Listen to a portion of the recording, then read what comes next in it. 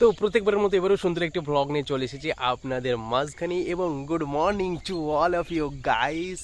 আজ জানুয়ারি 25 তারিখ এবং সকাল 7টা বাজে আর এখন তাপমাত্রা হচ্ছে কি 14 ডিগ্রি সেলসিয়াস, মানে জানুয়ারি মাসে জানুয়ারি মাসে এখন 25 তারিখ আর আজকে সকাল 7টা, আর আজ সকাল 7টার সময় এখন 14 ডিগ্রি সেলসিয়াস, মানে কত ঠান্ডা আপনি বুঝতে পারছেন। সেই পোশাক, সেই জ্যাকেট, সেই টুপি কি করব কারণ শীত তো খুব না, ঠান্ডা প্রচণ্ড।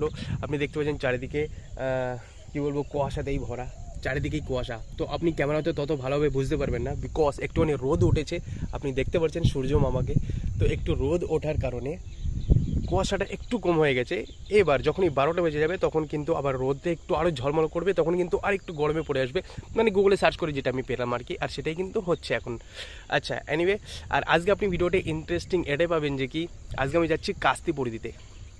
কাস্তে যেটাকে আমরা বলা হয় না, কাস্তে বা কাচি বলা হয়, তো সেটা কাছে আমরা পুরি দিতে যাচ্ছি। বাংলা ভাষায় বলা হয় পুরি দেওয়া, মানে ধার দেওয়া।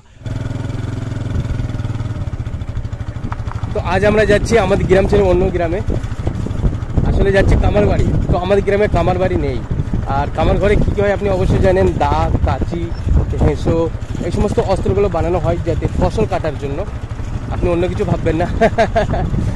তো আমাদের কাছে কাছে পুরি দিতে হবে। অন্য গ্রামে যাচ্ছি বাইকে করে, আর গ্রামের আশেপাশের ভিউগুলো দেখুন এবার।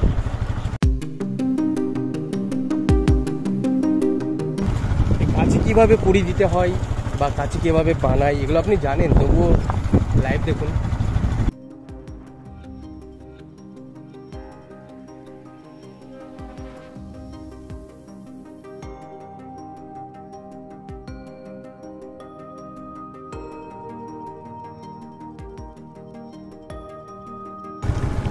यार ভিলেজ লাইফ না কিছু আলাদাই জিনিস। ভিলেজ লাইফ মানে অ্যাট্রাকটিভ জিনিস, সত্যি কি বলবো।